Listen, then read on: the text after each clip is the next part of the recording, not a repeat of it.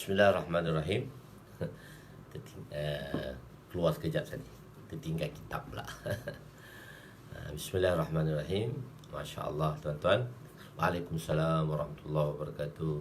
Muhammad Nubli, Adib, Ustaz Muhammad Nazri, Jaz Hasbullah.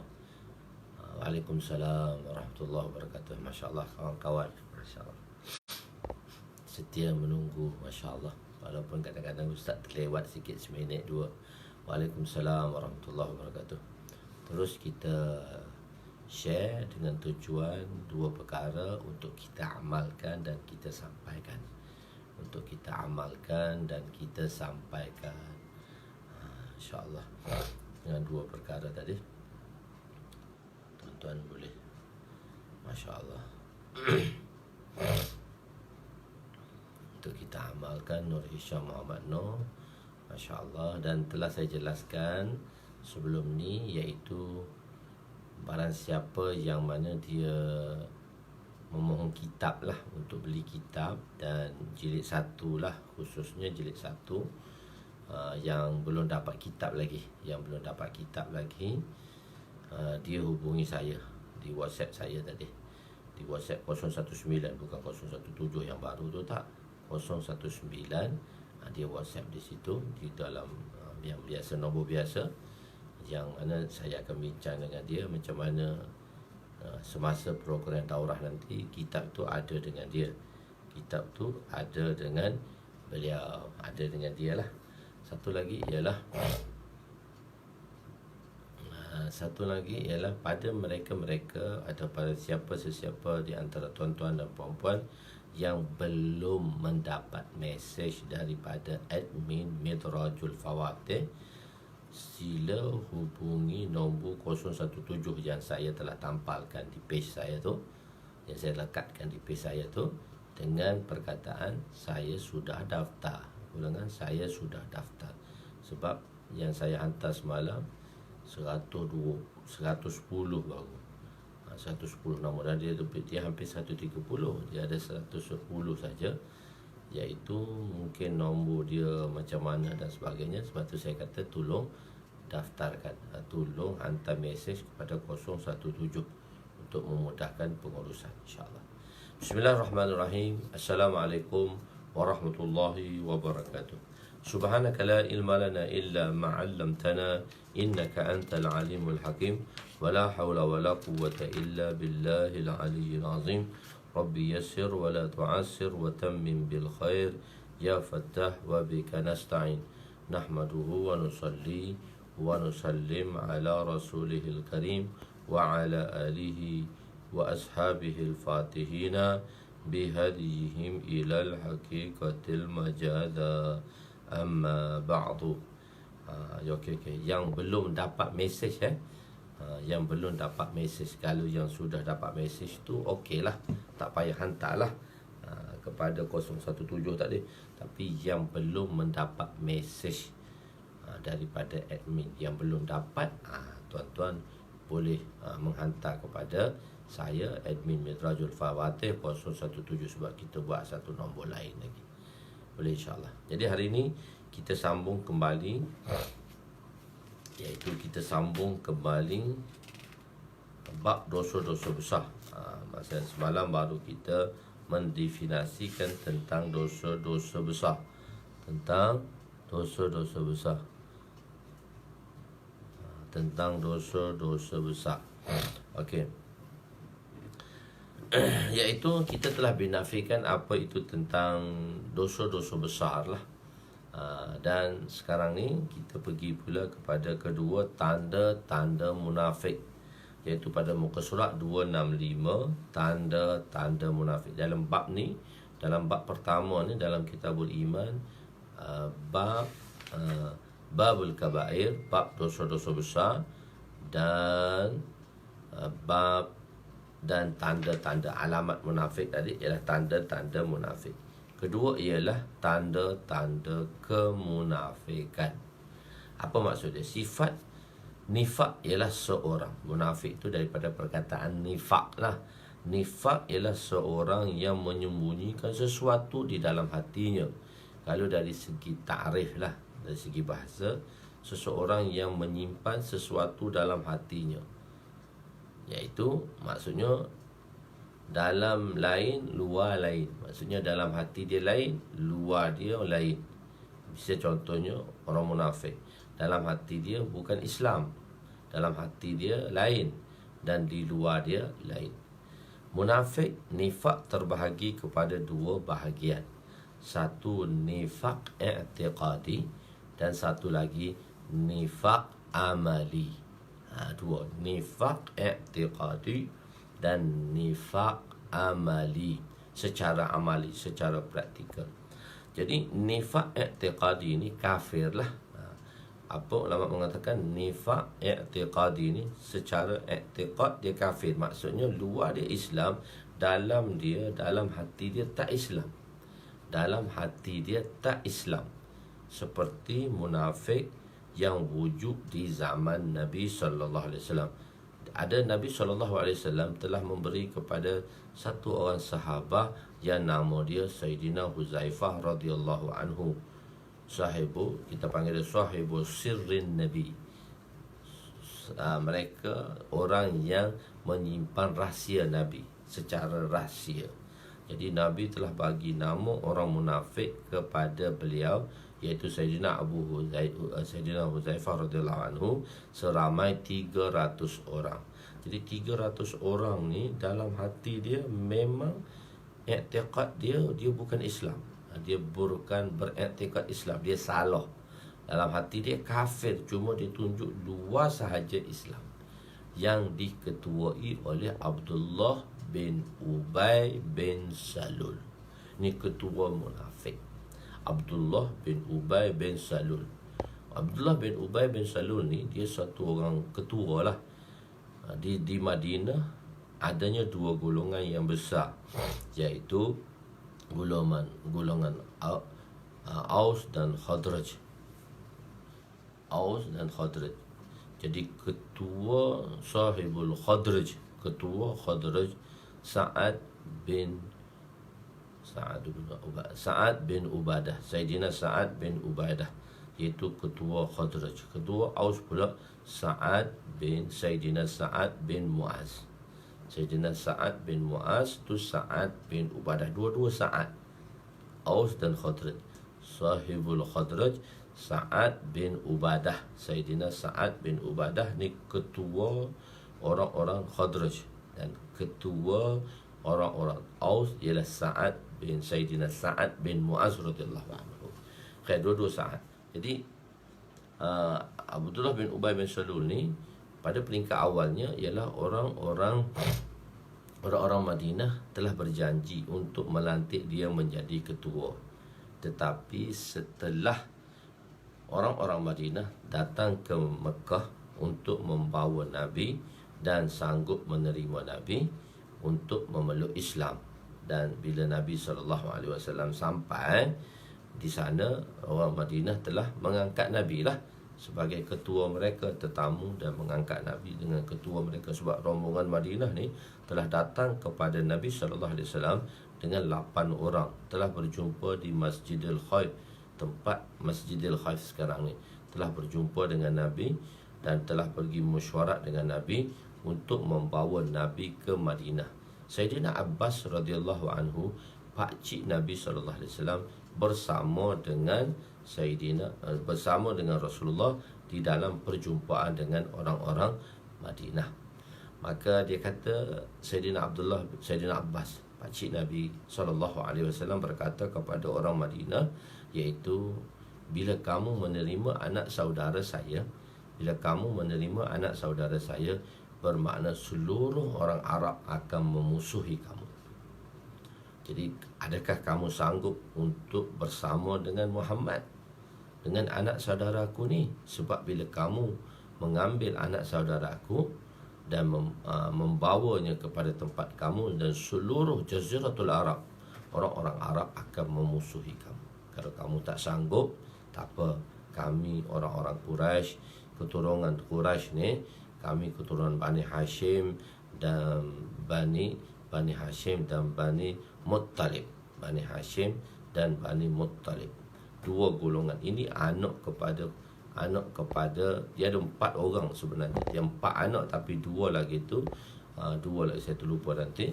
Golongan Bani Hashim, Bani Muttalib saja yang bantu. Sebab itu dia dipanggil Ahlul Bait. Dari 2 lagi golongan adik-beradik juga, daripada daripada anak cucu Qusair tu, anak kepada tu 4 orang tapi dia tak membantu Nabi, dia tak dipanggil Ahlul Bait.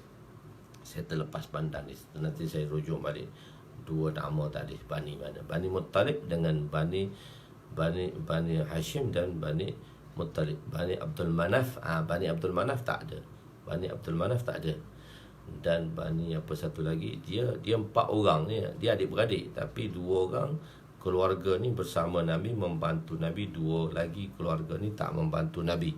Yang membantu Nabi itu kita panggil dia Ahlul Bait, walaupun dia adik-beradik. Bani Abdul Manaf adik-beradik dengan Bani Abdul Manaf. Abdul Manaf adik-beradik dengan Qusay, apa sebagainya. Cuma dia tak membantu Nabi. Okey, semua tu kita cerita semula bab tu. Nama-nama tu saya terlupa juga kadang-kadang. Zihin dia terlepas daripada pandangan. Okey. Jadi Abdullah bin Ubay bin Salul ni dia nak dijadikan ketua lah di Madinah. Tetapi setelah baginda sallallahu alaihi wasallam datang, maka Allahu Akbar, dia diketepikan. Sebab itu dia berupa dan dia nak balas dendam lah pada Nabi sallallahu alaihi wasallam, dengan sebab Nabi lah dia tak boleh jadi ketua. Dia dijatuhkan atau dia tidak diangkat untuk menjadi ketua. Jadi dia masuk Islam dan dia munafik. Dia menzahirkan Islam tapi dalam hati dia munafik. Dia ketua munafik, kita panggil dia Abdullah bin Ubay bin Salul. Anak dia juga bernama Abdullah bin Ubay bin Salul. Tapi seorang mukmin yang sejati. Telah kita ceritakan dulu kepada tentang orang-orang munafik. Walaupun tak ada iman, mereka ni tak ada iman, walaupun Nabi ijtihad Nabi yang silap tu, ijtihad Nabi yang khata' tadi, iaitu Nabi menjenazahkan Abdullah bin Ubay bin Salul tadi, yang mana turun daripada Allah SWT satu peringatan kepada Nabi. Ini saya telah ceritakan dahulu kan. Jadi 300 ni, lebih kurang 300 orang yang dimaklumkan kepada Saidina Huzaifah. Jadi munafik i'tiqadi ni kafir lah. Munafik i'tiqadi ni kafir lah. Dan munafik amali, dia tak kafir. Beriktikad seperti orang Islam, cuma dia mengamalkan dia ni bersifat dengan sifat orang munafik i'tiqadi. Cakap bohong, berjanji tak tepat, bagi amanah khianat, begitu. Bila bergaduh, maki hamun. Itu sifat-sifat munafik yang Nabi telah gambarkan kepada kita. Dan kalau kita orang Islam ada sifat macam tu, bermakna kita munafik lah, tapi munafik amali. Jadi sebab itu kita tak kata kau ni munafik ni. Kita sendiri tak tahu munafik ke tak. Adakah kita ni dalam golongan munafik amali? Kita sendiri pun tak tahu kita digolongkan dalam munafik amali. Sedangkan kita menuduh orang munafik. Bila bohong sikit, kau ni munafik. Jangan kata kat orang macam tu. Kita sendiri pun tak tahu lagi. Ada tak ciri-ciri munafik amali ni? Wayazubillah. Jadi munafik i'tiqadi ni sebenarnya dia orang kafir. Sebab tu ada ulama mengatakan orang munafik ni dicakap umum, dia tak spesifik, dia tak bahagikan. Orang munafik ni sepatutnya berkata orang munafik i'tiqadi. Tapi kita fahamlah orang munafik ni, dia kata masuk neraka yang terkebawah sekali daripada neraka orang kafir. Sebenarnya munafik itu bukan umum, munafik i'tiqadi. Sebagaimana firman Allah SWT, innal munafiqina fid darki asfali minan nar walan tajida lahum nasira, dalam surah An-Nisa ayat 145. Sesungguhnya orang munafik itu ditempatkan pada tingkatan terkebawah sekali. Neraka ni dia ada 7. Paling bawah neraka orang munafik i'tiqadi. Kita wadihkan dia sikit. Kita jangan umumkan munafik. Orang munafik ni neraka dia paling bawah daripada neraka orang kafir. Dan bila sebut munafik itu, dia tak jelas. Munafik i'tiqadi, iaitu munafik yang mana neraka dia ialah berada di bawah neraka orang-orang kafir. Allahu Akbar. Neraka dia tadi berada di bawah neraka orang kafir. Sebagaimana Allah Ta'ala kata, iaitu lapisan terkebawah, tingkatan paling bawah. Tingkat paling bawah, basement paling bawah. Tak tahulah basement ke berapa kan. Dia G tu tingkat atas sekali, lepas tu tingkat 1 dia B1, B2. Kalau kita sekarang basement lah, B1, B2, B3, B4, B5. So dia basement sekali. Begitu. Dan engkau tidak sekali-kali akan mendapat sesiapa pun yang boleh menolong mereka. Dan Muhammad tak ada siapa boleh tolong mereka tadi, sebab mereka ini. Jadi al-munafik, orang-orang munafik ni, al-munafikin di sini ialah alif lam ahduz zihni. Alif lam kan kita ada kata ada 4 alif lam. Alif lam istighraqi, alif lam ahdu zahni, alif lam ahdu khariji, dan alif lam jinsiyah. Walaupun alif lam itu terbagi kepada 2, ma'rifah dan nakira. Alif lam ma'rifah, alif lam nakira. Sebenarnya alif lam tu menunjukkan ma'rifah, tapi dia juga memberi makna nakira dalam nahu apabila alif lam tu alif lam jinsiyah. Jinsiyah, ma'rifah nakira. Ma'rifah tu nama khusus, nakira tu nama umum. Jadi apabila diletakkan alif lam di bawah jinsiyah, maka itu dah menjadi nama umum, bukan nama khusus. Jadi 3 nama khusus, iaitu alif lam istighraqi, alif lam ahdu zihni, alif lam ahdu khariji. Jadi sini alif lam ahdu zihni itu mutakalim, ada dalam niat mutakalim. Siapa mutakalim? Di sini Allah Ta'ala lah nak mengatakan bahawa munafik di sini ialah munafik i'tiqadi. Orang munafik jenis ini yang jenis yang ada di zaman Rasulullah lah, datang menghadiri solat berjemaah di zaman Nabi kerana suasana iman yang wujud ketika itu. Oleh kerana environment Nabi telah buat bi'ah. Bi'ah ni dalam bahasa Arab. Kita dalam bahasa kita suasana lah, environment, Inggerisnya dalam environment. Oleh kerana dalam environment sahabat ni environment taat, environment orang ke masjid, orang Islam, iaitu orang Islam tu ialah namanya orang yang solat. Orang Islam tu lah orang yang solat. Orang Islam tu lah orang yang solat. Kalau orang tak solat, dia bukan Islam. Itu di zaman Nabi, itu fatwa di zaman dulu. Jadi orang Islam ni dia mesti solat. Kalau orang tak Islam, kalau dia tak solat, dia bukan Islam lah. Tapi itu dulu. Tapi zaman kita ni tak boleh nak kata macam tu dah. Sebab ramai orang Islam yang betul, yang Islam lah, tapi tak solat. Begitu. Khair, tak apa. Sedangkan orang-orang Islam sekarang ramai yang meninggalkan solat berjemaah, bahkan solat itu sendiri. Orang Islam mengata Islam, ramai tinggal sembahyang Jumaat, tapi environment cuma orang-orang munafik ni dia tak boleh pergi, dia tak pergi ke masjid pada waktu isyak dan subuh. Kenapa? Telah kita jelaskan dahulu bahawa itu masjid Nabi ni tak ada lampu. Tahun ke-9 baru ada lampu misbah dibawa oleh satu orang sahabat yang bernama Sayyidina Tamim Dari radhiyallahu anhu.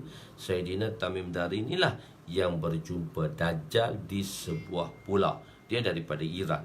Dia bertolak daripada Iran dan dia orang-orang agama Majusi. Jadi dia bertolak nak sampai ke Rasulullah, naik kapal. Bila naik kapal, kapalnya di badai ombak selama sebulan, berada di dalam alunan ombak. Maka dia, sahabat ni Tamim Dari ni, dia belum masuk Islam lagi, dia telah terdampar di sebuah pulau. Nanti kita belajar bab Dajjal. Itu adalah dalam bab fitnah, iaitu dalam jilid ke-10 atau ke-9 nanti. Dalam jilid ke-9 Babul Adab, dalam jilid ke-10 Kitabul Fitan, kitab fitnah, iaitu dengan bermulanya kisah Dajjal. Ibnu Siyah dulu, kisah Ibnu Siyah, anak seorang Yahudi yang dikatakan oleh sahabat Nabi, dan Nabi sendiri mengatakan pada peringkat awal dia adalah Dajjal yang akan datang. Ibnu Siyah namanya. Ibnu Siyah anak seorang Yahudi yang berkahwin selepas 30 tahun baru dapat anak, yang mana anak Ibnu Siyah ni dia boleh membuat mentera, jampi mentera. Tapi dia masuk Islam akhirnya, sebab itu dinafikan. Sebab itu selepas itu dinafikan bahawa Ibnu Sayyad itu Dajjal.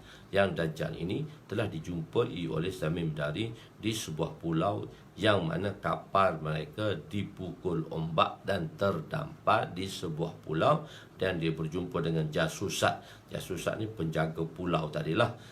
Macam orang berbulu, muka depan belakang ni tak boleh nak bezakan, bulu penuh. Bawanya Tamim Dari ke sebuah gua. Dalam gua itu Dajjal telah diikat dengan rantai. Jangan bersambung kembali, sebab kita tak nak cerita Dajjal di sini. Maksudnya dia dah tengok Dajjal datang kepada Nabi, dan dia telah membawa Sayyidina Tamim Dari radhiyallahu anhu telah membawa satu lampu untuk diledakkan di masjid Nabi. Nabi telah doa kepada beliau, nawwarallahu marqadahu kama nawwarta hadzal masjid. Semoga Allah SWT memberi cahaya kepada kubur kamu sebagaimana kamu telah mencahayakan masjid ini. Jadi selepas 9 tahun baru masjid cerah. Masjid Nabi itu cerah, ada lampu. Jadi sebelum tu orang-orang munafik dia tak datang solat Isyak dan subuh kerana pada waktu itu dah gelap. Jadi dia rasa orang tak nampak, Nabi tak nampak, maka dia tak datang. Orang munafik jenis ini juga. Munafik amali. Ini munafik, itu munafik i'tiqadi. Sekarang munafik amali. Munafik amali, i'tiqad dia betul, tapi amalannya seumpama amalan orang-orang munafik i'tiqadi. Alamat nifak yang dimaksudkan dalam bab ini ialah munafik amali. Jadi kan tuan-tuan tengok balik pada muka surat pada muka surat 263 atas sekali dipanggil wa alamatin nifaq. An-nifaq, an-nifaq maksud pengarang beliau nak ceritakan tentang munafik amali. Sebab munafik i'tiqadi ni di zaman Nabi SAW. Sekarang ni ada ciri-ciri orang munafik, dan maksud pengarang dia nak bawa sifat-sifat orang munafik i'tiqadi, nak beritahu kepada kita semua, jika kita orang Islam yang i'tiqadnya betul tetapi bersifat dengan sifat munafik i'tiqadi, maka kita dipanggil munafik juga, tapi munafik amali. Seorang itu bukan kita, seorang itu dipanggil munafik amali. Ketika ini tidak boleh dikatakan kepada siapa pun bahawa dia munafik. Maksudnya kita tak boleh nak kata satu orang tu ni munafik ni, munafik saja. Sama ada munafik i'tiqadi, munafik amali, kecuali jika telah jelas dengan bukti dan tanda bahawa dia seumpama munafik i'tiqadi. Tapi kalau kita dapat bukti jelas bahawa dia munafik i'tiqadi, sebagaimana telah berlaku pada zaman pada zaman pemerintah Nuruddin Az-Zingi, pakcik kepada Abu Ayyub, pakcik kepada Salahuddin Al-Ayyubi. Ni keturunan raja-raja Salahuddin Al-Ayyubi ni keturunan raja. Jadi pakcik dia ni Nuruddin, Raja Khalifah Nuruddin Az-Zingi yang memerintah di Syam. Yang pada masa itu dia memerintah di Syam no. Dia telah mendapat mimpi yang menyatakan berjumpa dengan Rasulullah. Rasulullah SAW berkata, selamatkanlah saya daripada gangguan ni. Dua orang ni dia bermimpi 2-3 kali, tapi mimpi kali pertama dia tak buat tindakan lagi. Syekh Nuruddin Az-Zingi ni tak buat tindakan lagi mimpi, tapi selepas 2-3 kali mimpi, maka dia memberitahu alamat mimpi ni betul lah. Maka dia telah memberitahu Gubernur Madinah untuk mencari 2 orang tadi.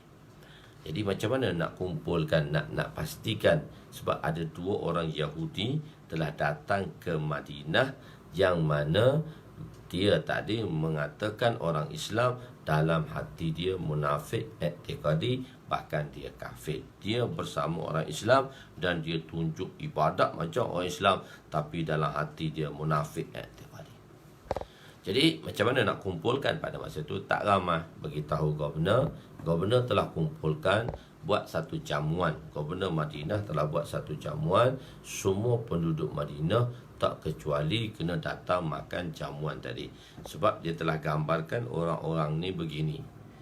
Dia gambarkan sifat orang tadi, wajah orang tadi macam tu, mirip-mirip macam mana. Jadi bila jamuan dibuat, semua orang datang illa kecuali 2 orang ni tak datang. Jadi Governor tanya, semua dah datang? Ya, dah datang. Tapi orang yang nak dikenal pasti itu tak datang. Orang yang nak ditangkap itu tak datang. Dia kata mesti ada 2 orang lagi. Ada lagi orang yang tak datang. Maka penduduk Madinah kata, ya ada 2 orang, tapi wali Allah dia tak datang. Dan dia bukan orang Madinah, tapi datang ke Madinah. Dia bukan asal Madinah, tapi wali Allah. Kenapa kata wali Allah? Sepanjang hari berada di Raudah sahaja. Maknanya sembahyang apa semua tak lari daripada Raudah. Duduk Raudah je lah. Orang ni orang hebat ni, wali Allah ni. Tapi malam tu dia pergi berehat lah. Dia berehat. Berehat itulah dia buat projek. Dia sewa satu buah rumah di luar Madinah dan dia telah gali lubang, buat terowong untuk mengambil jasad Nabi yang mulia, jasad Nabi yang mubarak itu. Dan bila dah hampir nak sampai dah tu, Nabi telah mimpikan, Nabi telah khabarkan kepada Nuruddin Az-Zengi di Syam di Syam beritahu, bukan beritahu Gubernur Madinah, tapi beritahu orang Syam tu. So, orang Syam ni, Raja Syam ni, Nuruddin Az-Zengi telah memberitahu dan pergi cari mereka. Bila pergi cari mereka, mereka masuk dalam rumah mereka. Rumah mereka berdebu. Rumah mereka berdebu. Sebab mereka telah gali satu lubang terowong, tanah kan berdebu lah. Dan mereka telah tutup dengan kayu 2 tadi, dan tutup dengan sejadah. Sejadah pun berdebu juga.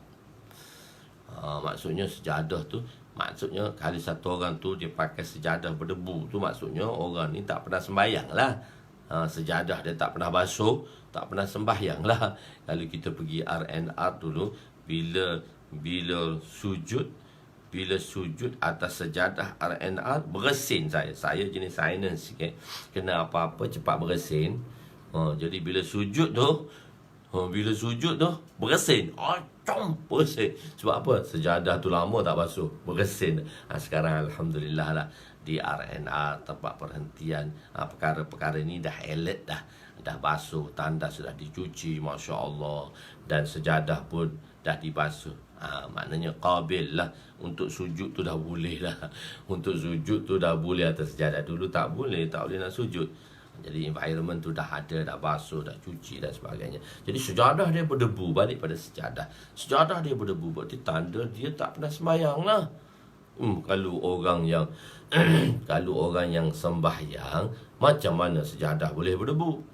Maka dia pun dibawa dan ditangkap, dibawa depan Gubernur. Dan memang itulah 2 orang munafik yang mana dikenal pasti munafik i'tiqadi, maka hukuman bunuh dikenakan ke atasnya. Jadi kalau ada sifat macam tu pada zaman kita ini, maka boleh diberikan hukuman. Tapi orang yang mereka yang melaksanakan hukuman tu bagi pihak pemerintah lah, bukan kita. Kita tidak boleh berada untuk dalam pihak pemerintah. Itu tengoklah dalam kitab tu sebagai mana kisah tersebut. Jadi di sini ialah i'tiqad itu betul, tetapi munafik amali. I'tiqad betul tapi amalannya seperti munafik i'tiqadi. Munafik, alamat nifak yang dimaksudkan di dalam bab ini oleh pengarang ialah munafik amali. Musannif ni, pengarang ni dah bawa hadis-hadis ni nak menggambarkan bagi beliau kata tak ada dah munafik i'tiqadi, maka adanya munafik amali. Sebab tengok dalam muka surat hadis yang terakhir sekali. Hadis terakhir dalam bab dosa-dosa besar, iaitu muka surat 292. Sebab tu kena ada kitab, senang. Saya kata muka surat berapa, tuan buka muka surat berapa. Sebab saya dah catatkan benda tu sedikit sebanyak, saya dah catatkan benda tu.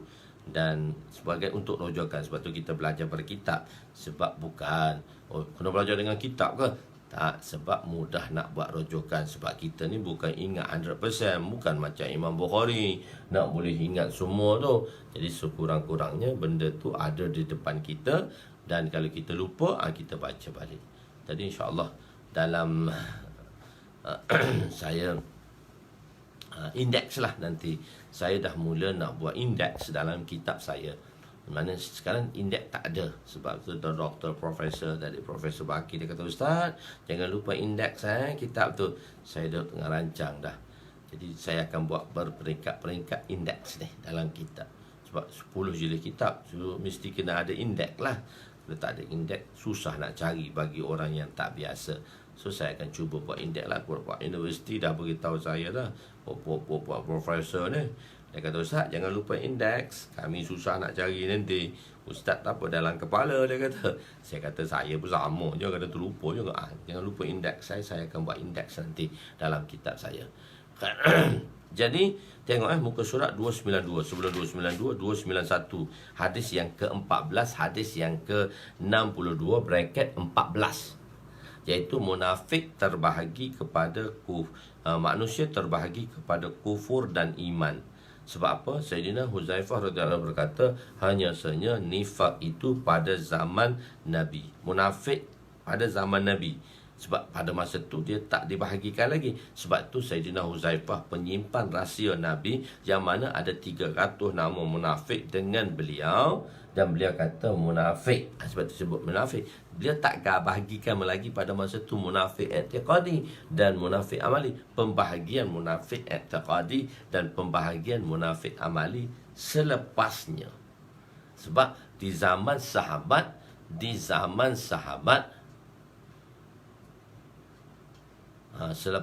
selepasnya, selepas di zaman sahabat,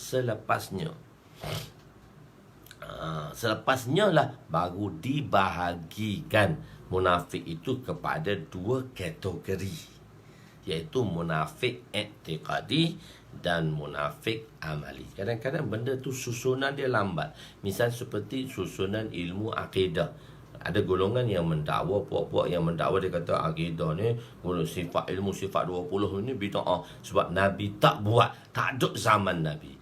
Kita kata dah ada, cuma tak disusun. Jadi ulama 200 tahun, ulama-ulama mutakaddimin tadi, ulama-ulama salaf, iaitu daripada golongan mutakaddimin, telah menyusun kembali, menyusun tentang akidah. Jadi memanglah dia tak ada zaman Nabi susunan itu, tapi tanda dia secara ilmiah sudah ada tentang ketauhidan, cuma tidak disusun. Begitu juga saya nak tashbihkan di sini. Saya nak bawa tashbih saya di sini. Perumpamaan, tashbih tadi perumpamaan. Jadi pada masa itu, jadi oleh kerana pembaharuan dibuat, maka adanya tentang ilmu akidah disusun kembali. Begitu juga tentang munafik ini disusun kembali oleh ulama kebelakangan yang mengatakan munafik tadi terbahagi kepada 2, iaitu munafik amali dan munafik i'tiqadi. Maksud pengarang, beliau nak ceritakan tanda alamat munafik, yang mana apabila orang ada tanda, dia adalah munafik amali. Maksud pengarang, munafik ini ialah munafik amali, bukan munafik i'tiqadi. Tapi kata Sayyidina Huzaifah, munafik tu kafir. Tengok munafik di zaman Nabi. Dia kata hanya nifak ada pada zaman Nabi saja. Orang munafik ni hanya ada pada zaman Nabi. Tapi pengarang ni ialah kurung ke-8. Pengarang Mishkat ni dia dalam kurung ke-8. Itu zaman Nabi itu kurung pertama. Jadi zaman kurung ke-8 ni Apa yang dimaksudkan oleh pengarang ialah pengarang nak mencetuskan, mengatakan bahawa yang dia nak bawa dalam bab ini ialah tanda munafik, dan bila ada orang yang macam tanda ini, dia adalah munafik amali. Jadi maksud pengarang, munafik yang diberitahu, alamat nifak yang diberitahu oleh pengarang pada muka surat serat 263. So dia kata belakang depan. So saya nak suruh tuan-tuan faham benda ni. Tuan-tuan dah faham, cuma saya nak terangkan balik. Jadi kalau tuan-tuan nak terangkan balik tu mudah, tapi kalau tak boleh pun tengok balik video ni supaya dapat diterangkan.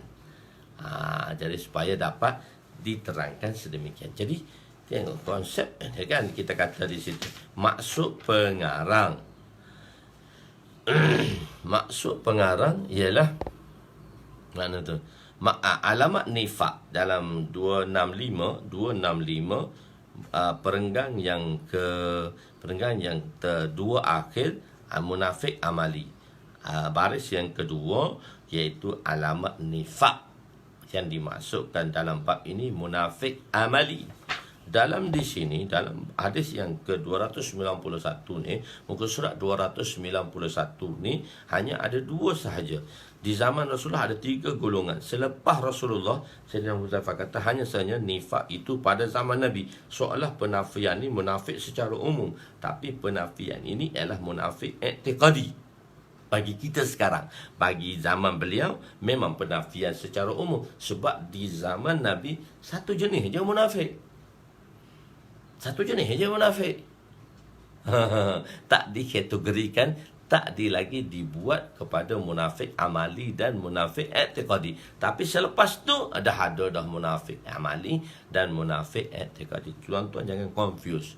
Sebab bila kita kata munafik, so dia ada kisam lagi. Dia ada lagi cetusan bahawa munafik mana? Munafik amali ke munafik i'tiqadi? Kalau di zaman Nabi tak apalah, hanya satu. So di benda tu dia i'tibar tu, laulal i'tibarat la batalatil hikmah. Jika tidak ada pengiktibaran, jika tidak ada sudut pandangan, maka terbatallah hikmah tadi. Maknanya cara penghikmatan tadi terbatal. Kena faham.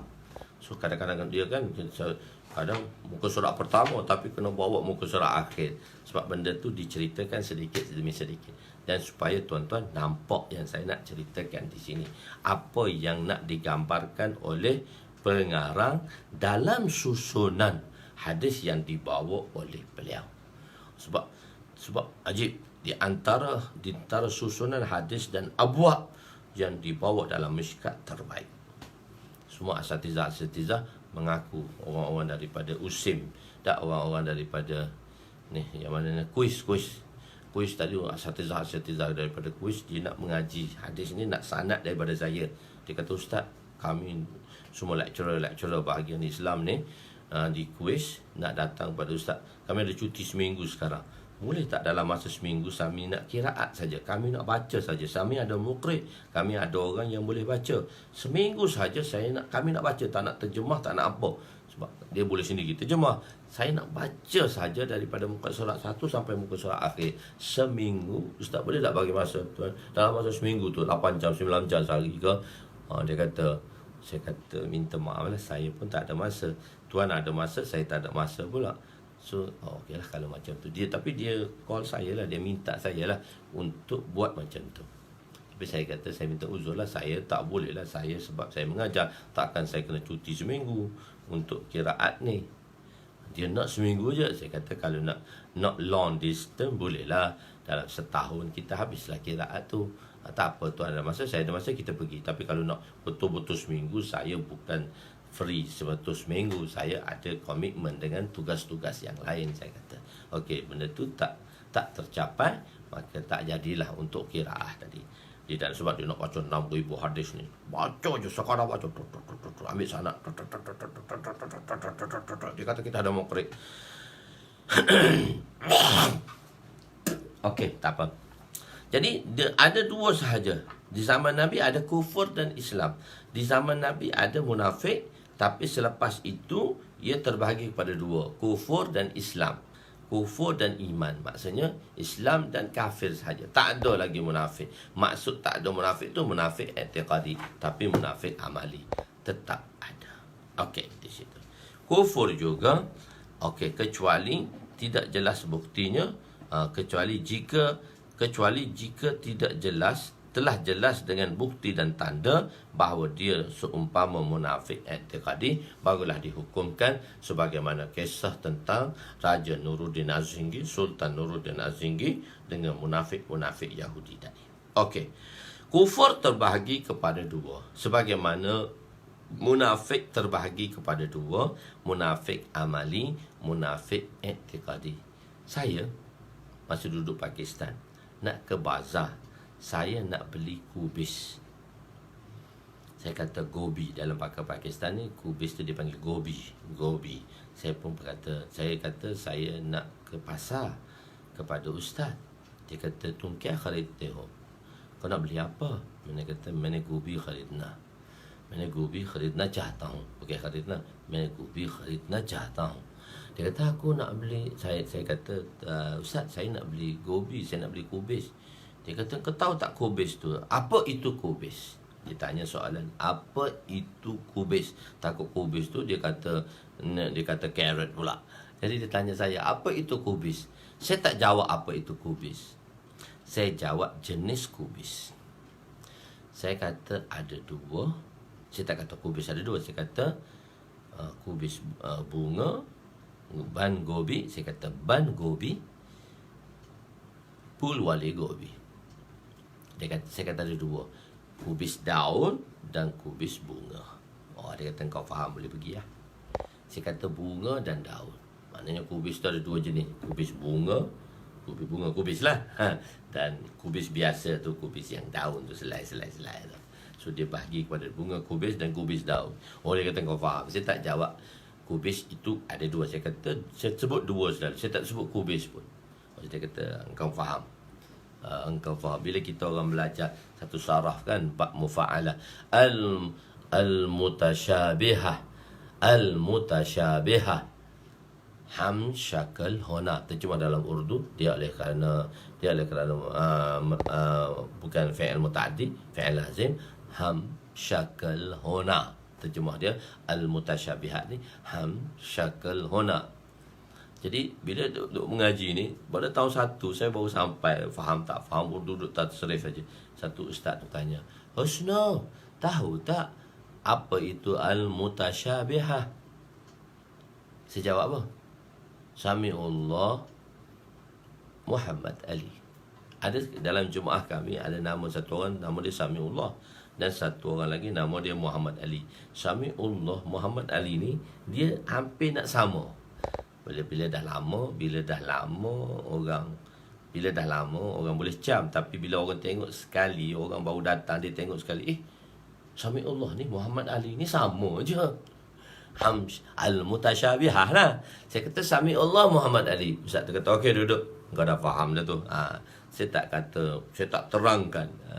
Ada satu orang pelajar daripada masa tu nama dia Ismail. Budak Ismail ni daripada Filipin. Dia datang usia 7 tahun. Dia ustaz saya. Dia ni belajar dengan saya. Saya masuk belajar, saya kena belajar tajwid balik. Saya kena belajar alif bata balik lah. Saya belajar alif bata balik. So saya masuk kelas tajwid lah.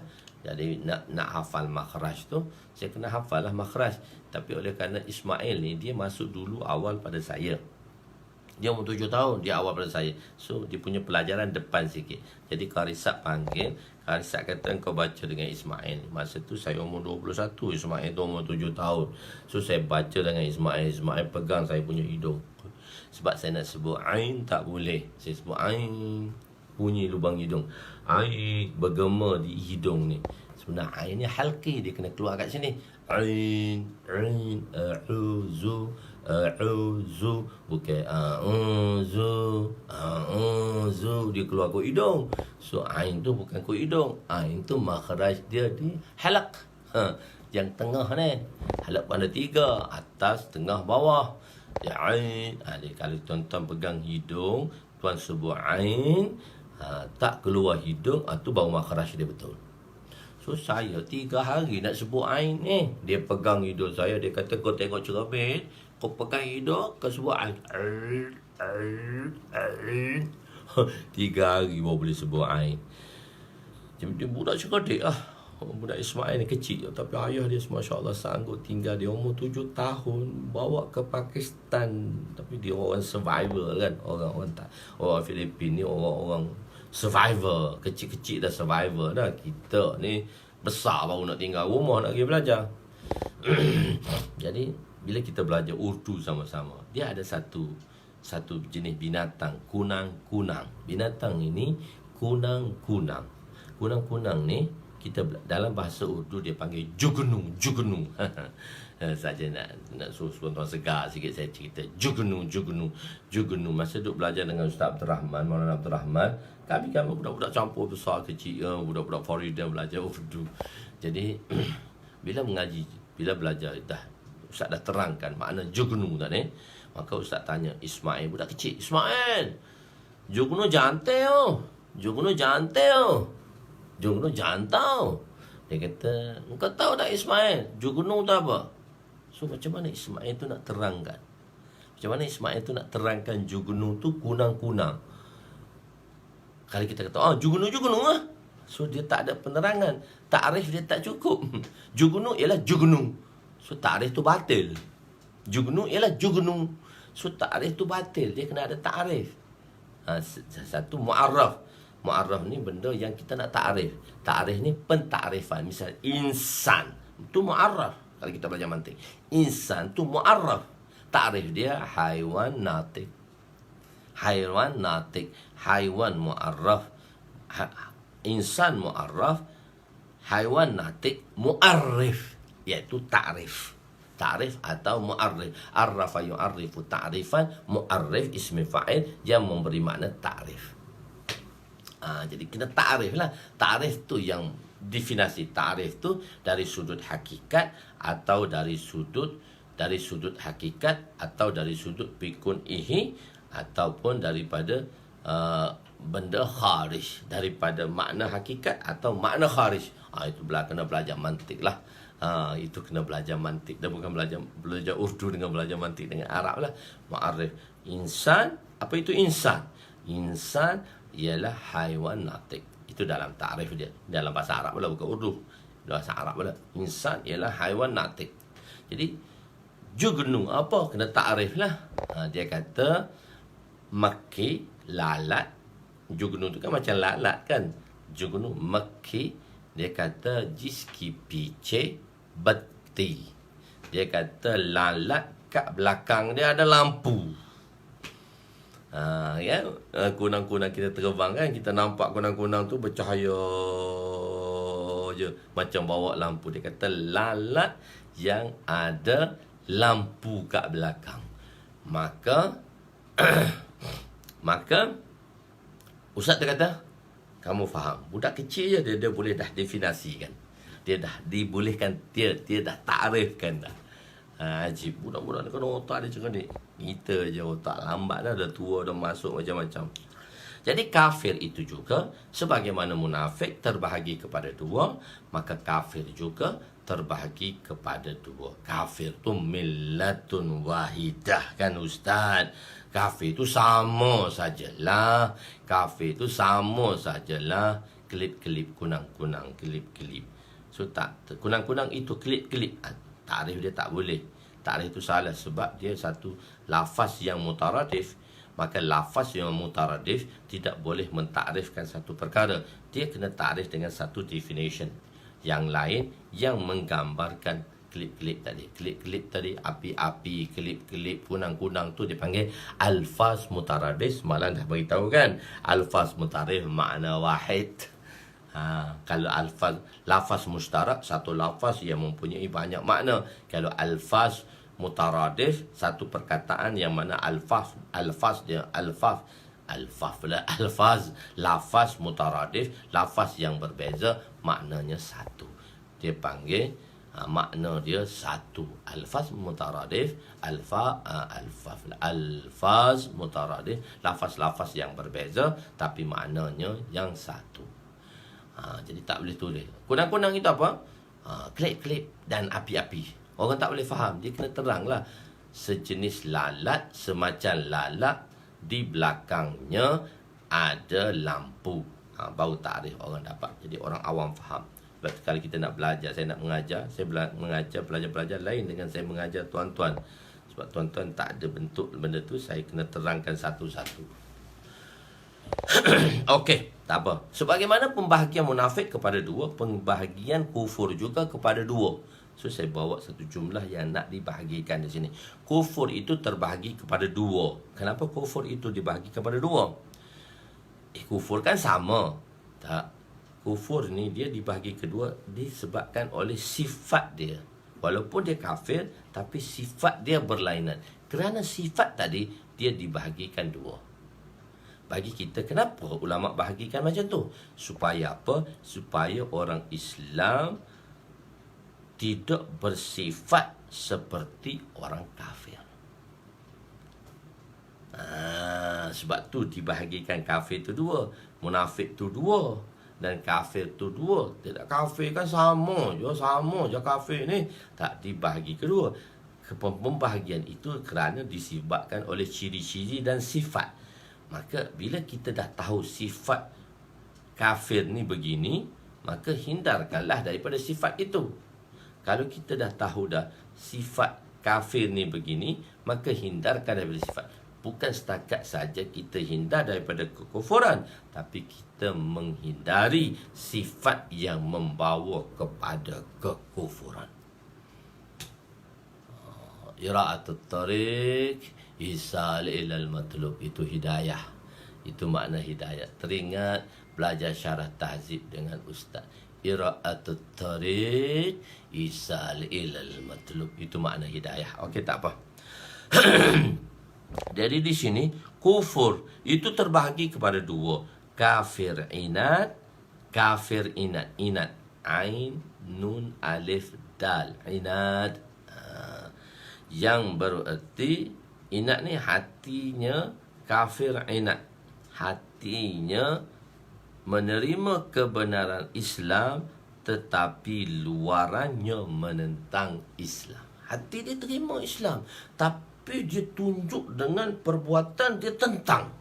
Dia menerima hakikat Islam. Islam tu dia tahu benda tu baik, tapi dia menunjukkan sifat menentang Islam. Dia panggil ziddul Islam. Dia tentang Islam. Dia tentang Islam. Dia zid kepada Islam. Dia inat ni, inat maksud dia menentang secara luaran.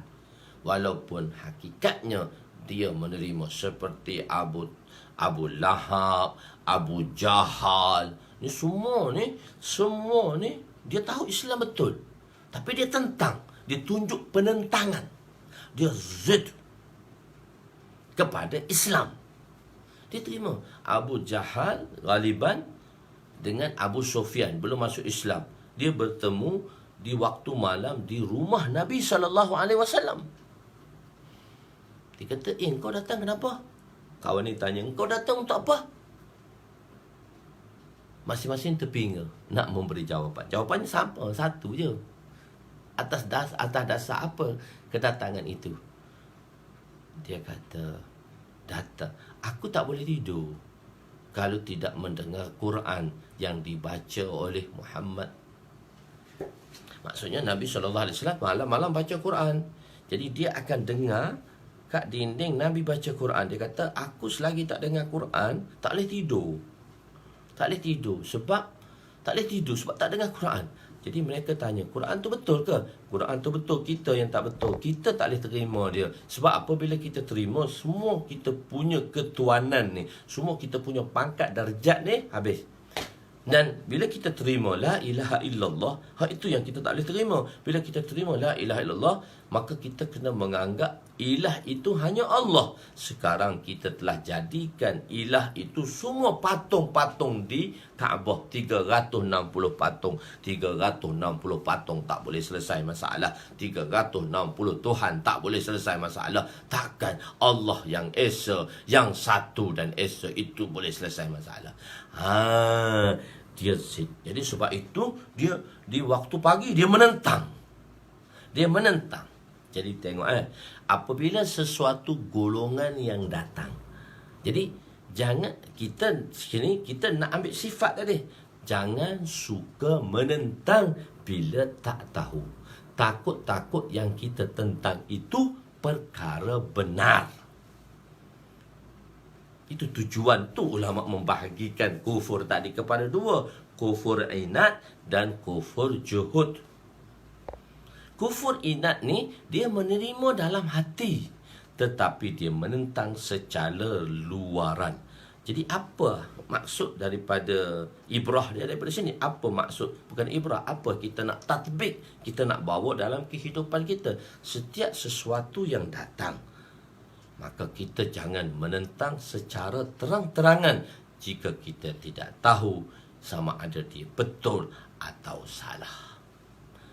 Kenapa? Kalau kita menzahirkan penentangan secara zahir yang kita tak tahu betul atau salah, kalau betul kita tentang, maka kita tidak mendapat petunjuk.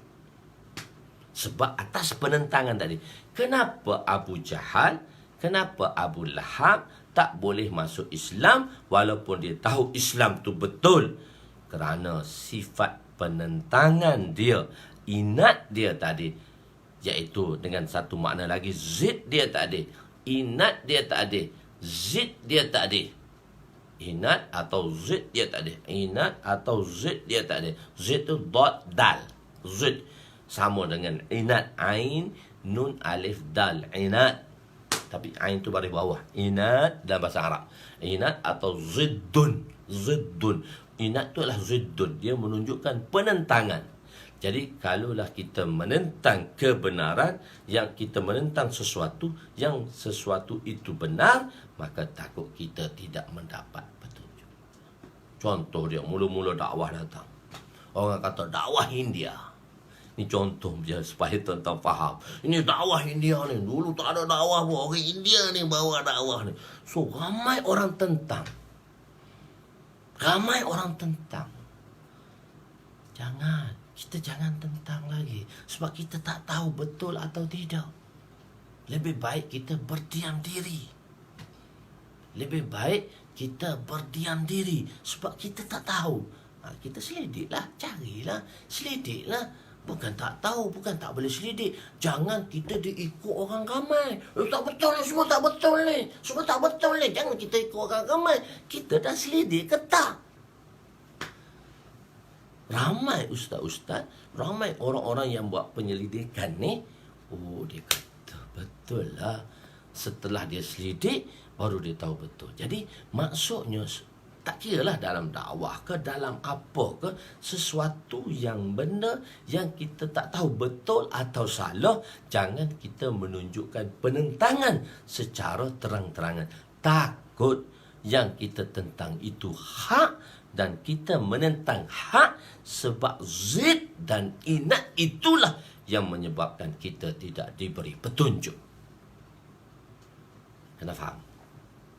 Kenapa ulama telah membahagikan kafir itu kepada dua, sebagaimana pembahagian munafik itu dua, munafik amali dan munafik i'tiqadi, maka kafir juga dibahagi kepada dua, kafir inat dan kafir juhud. Kita baru terang kepada kafir inat, ziddul Islam, kerana menentang Islam secara terang-terangan. Dia tentang secara, dia tak tahu benda tu betul tak betul. So dia tentang terus. Sabar. Orang yang berakal, orang yang cerdik, dan orang yang berfikiran, dia mesti tenang dalam menghadapi situasi ini. Caranya, berdiam diri dulu. Jangan kata salah, jangan terus tentang. Selidik dulu, tengok dulu betul atau tidak. Jadi sebab itu ulama telah menggariskan keadaan begitu. Supaya, kenapa kafir ni dibagi inat lagi? Kenapa kafir ini dibagi juhud lagi? Kerana inat itu ada sifatnya yang tertentu, kerana juhud tadi ada sifatnya yang tertentu. Jadi janganlah kita bersifat seperti inat, iaitu menentang. sesuatu yang mana kita tidak tahu betul atau salah. Jadi kita takut hak kita tentang tu betul. Dengan sebab penentangan tadi, ziddul Islam tadi, zid kita tadi, kita tidak diberi petunjuk. Wa'iyyazubillah. Moga Allah SWT selamatkan kita. Kedua, kafir juhud. Kedua apa dia? Kafir juhud.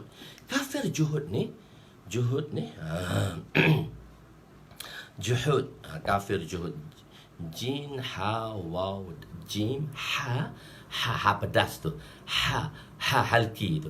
Ha tempat makhraj ain tu. Ha ain, tempat tu yang sama tu. Tempat makhraj tu. Iaitu juhud. Juhud maksudnya kafir juhud. Dia terima Islam, dia terima dalam hati, dia terima luaran, dia membantu. Tadi kafir inat dalam terima, luar tak luar menentang. Kafir juhud ni juga dalam terima, luar membantu. Tapi ada satu sifat dalam kafir juhud ni, sifat ni yang kita nak ijtinab tu, sifat ni yang kita nak selamatkan, iaitu sifat tu ar, ain alif ra. Ar, sifat ar. Apa maksud ar? Kalau aku, apalah orang kata jika aku buat? Tak nak buat sebab takut orang kata. Seperti contoh Abu Talib. Abu Talib pakcik Nabi SAW. Dia menerima secara dalaman Islam betul. Dan bahkan dia membantu secara luaran. Dia kata, dia boleh-bolehnya menjaga Nabi supaya Bani Hashim ni, Bani Muttalib ni dengan Bani Hashim ni jaga betul-betul Nabi supaya jangan orang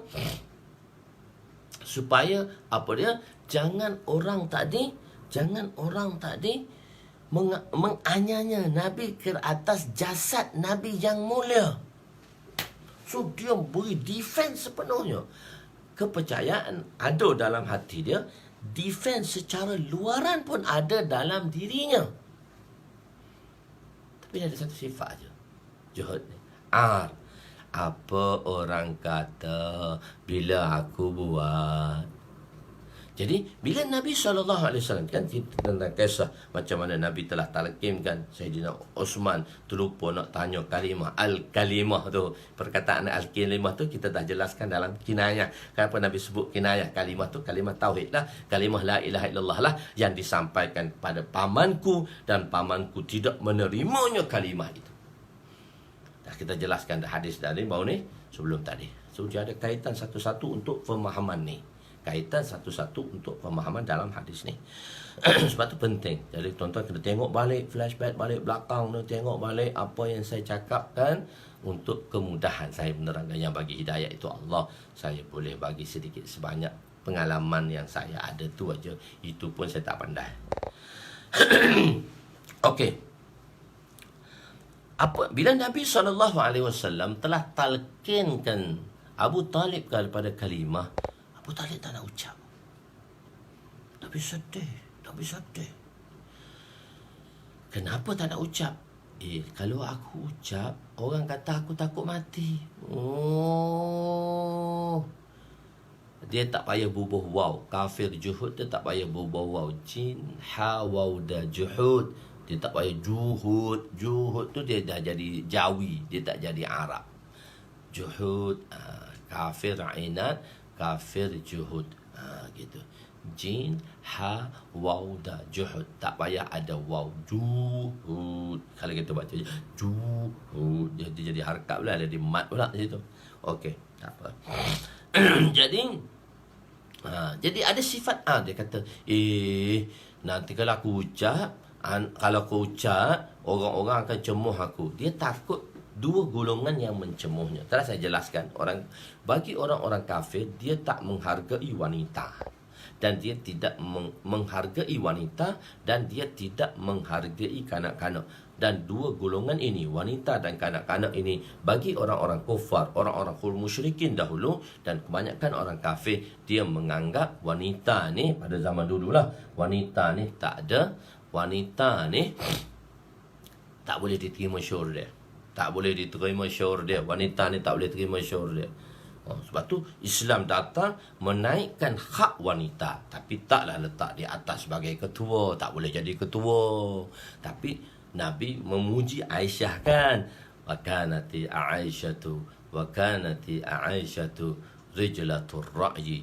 Aisyah itu, makcik engkau tu, akalnya seperti lelaki. Idea dia tu berenas macam lelaki. Tapi dia tak boleh diletakkan sebagai ketua negara lah, sebab dia ada kekurangan. Dah telah kita bincangkan kenapa Presiden Amerika 45 tak ada seorang wanita pun.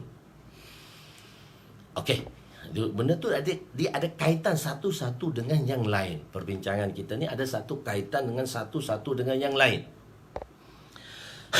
Okey. Jadi Abu Talib ni dia ada sifat kalau aku ucap lepas aku mati, dia takut lepas dia mati dia dicemuh, dia ditomoh, dia dicemuh dan dia dicela selepas kematiannya. Lepas dia mati dia tahu apa dia kena celanya, tapi dia takut pada bayang-bayang. Kalau bahasa istilah kita, takut pada bayang-bayang. Nanti aku mati, lepas aku mati, wanita-wanita dan kanak-kanak berkata, oh Abu Talib, ketua Quraisy tu kan ucap juga kalimah dia. Kenapa ucap? Orang tanya dia. Sebab takut matilah, malu, kekal dengan kebodohannya. Tengah hari ni marah sikit kali kot. Kekal. Jangan kita berada dalam kebodohan. Kita tahu dah benda betul-betul, tapi kita lawan juga. Itu kita bodoh. Kita berada dan kita menegak kebodohan. So sifat ini kita mesti tinggalkan.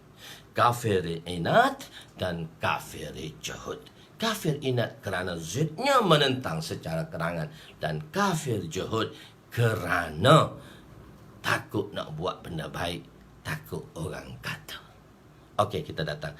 Kafir terbahagi juga kepada dua. Kafir inat, hatinya menerima kebenaran Islam tetapi luarannya menentang Islam. Sifat penentangan zid ini lah menjadi penghalang antara seorang itu dengan Islam. Benda tu benda yang opposite. Dan kita katakan sifat-sifat munafik. Kenapa kitabul iman dibawa kitabul babul kabair dan amalan nifaq? Kerana munafik dan dosa besar ni dia adalah opposite kepada iman. Balik kita datang dia punya wajah tashbih tadi. Sebab dia nak faham wajah tashbih tu lain. Musyabbah bihi dengan musyabbah, dan nak faham wajah tashbih tadi.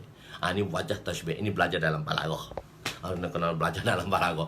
Ilmu balaghah pening. Nak tashbihkan musyabbah bihi dengan musyabbah tadi. Nak bawa musyabbah tu kena sama dengan musyabbah bihi dengan huruf tashbih, dengan illah wajah tashbih. Ini dalam balaghah. Ilmu balaghah di atas ilmu ma'ani. Ilmu ma'ani paling payah sekali di dalam belajar. Ilmu balaghah ada 3. Ma'ani, bayan dan badek. Ilmu kecantikan bahasa Arab. Jadi kafir juhud. Oleh itu jangan sekali-kali menentang kebenaran. Ditakuti kita tidak akan diberi hidayah dan petunjuk. Di hidayah lagi. Contohnya seperti Abu Jahal dan Abu Lahab.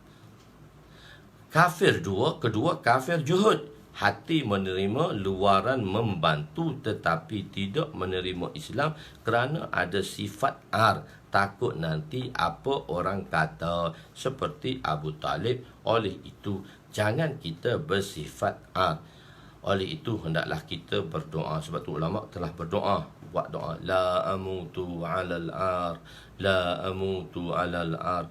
Ya Allah, janganlah aku mati dengan bersifat Janganlah aku mati dengan sifat Jadi 2 hari.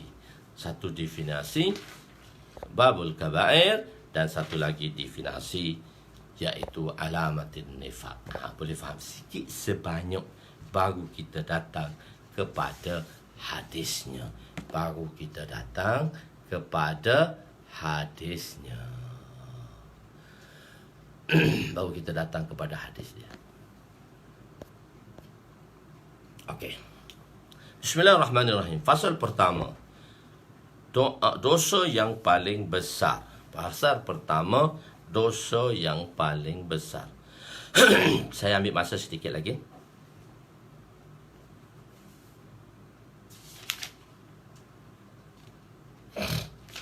Bismillahirrahmanirrahim. Wa an Abdullah bin Mas'ud radhiyallahu anhu qala rajulun ya Rasulullah ayyu zambi akbaru indallah qala an tad'u lillahi niddan wa huwa khalaqaka qala summa ayyun qala an taqtula waladak khasyata an yat'ama ma'ak qala summa ayyun qala an tuzani halilata jarik فأنزل الله تصديقها والذين لا يدعون مع الله إلها آخر ولا يقتلون النفس التي حرم الله إلا بالحق ولا يزنون الآية متفق عليه.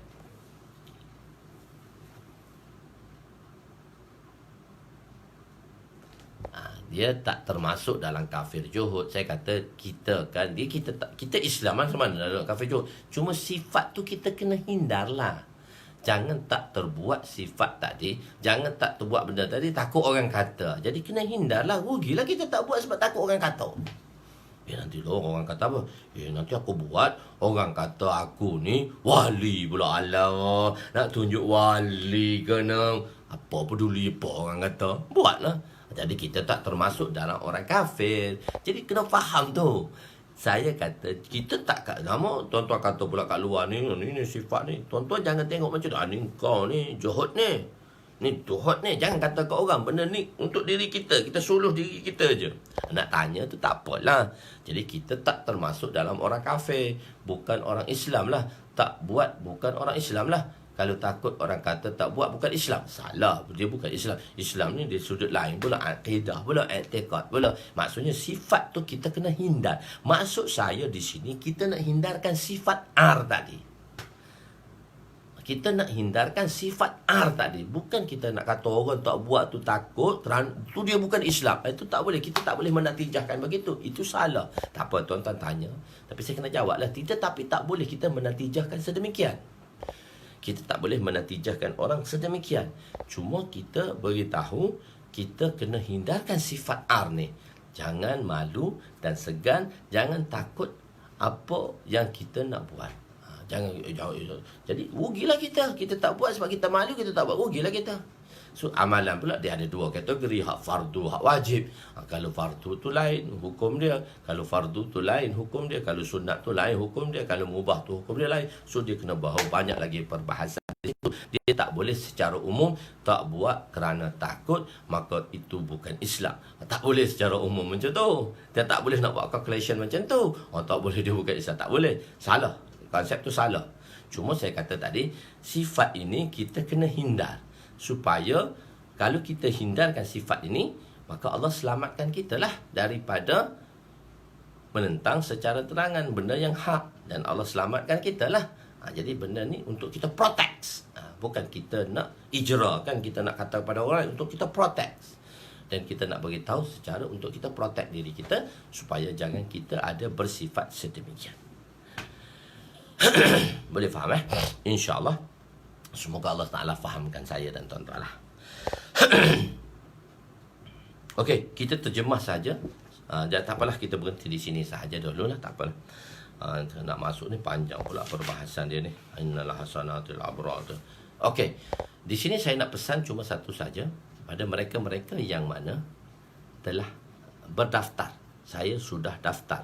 Saya telah hantar semalam. Saya dah buka satu akaun baru Facebook untuk kita untuk kita buat daurah nanti pada hari Sabtu dan Ahad.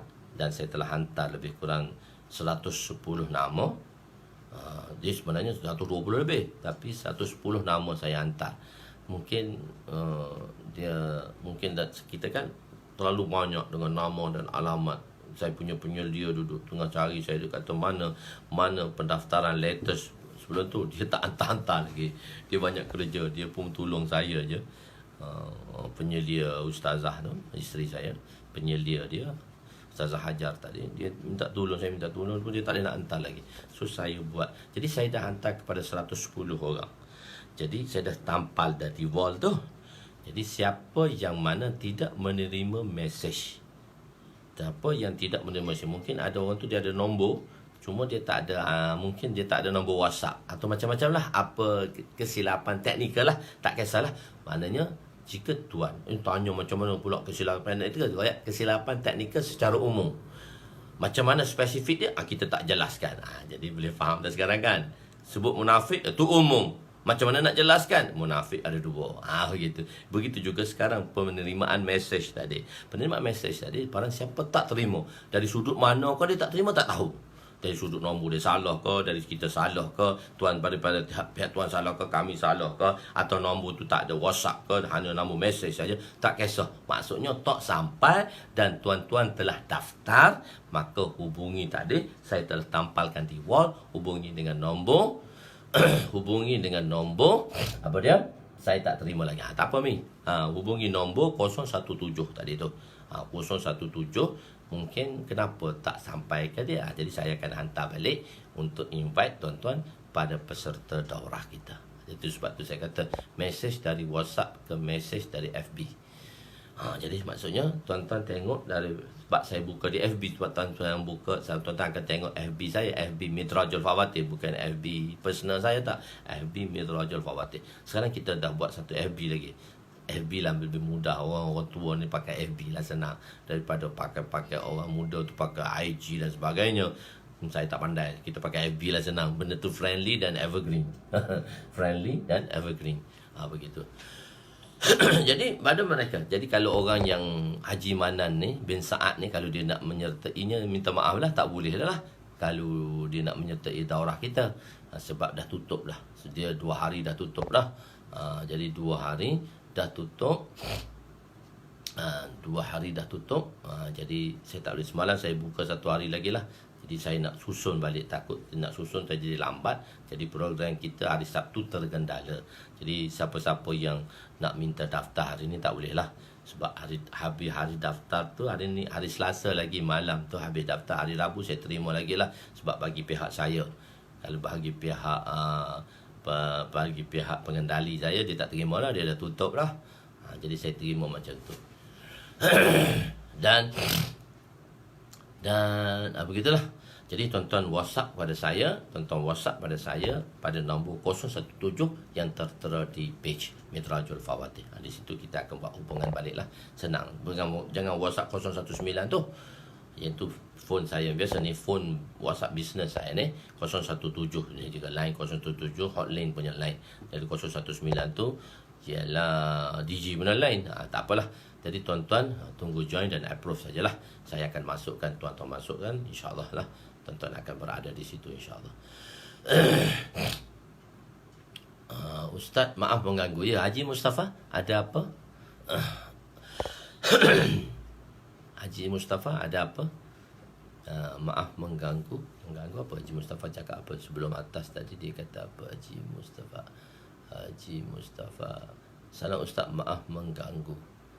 Tak apa, nanti saya jawab semua dalam WhatsApp lah.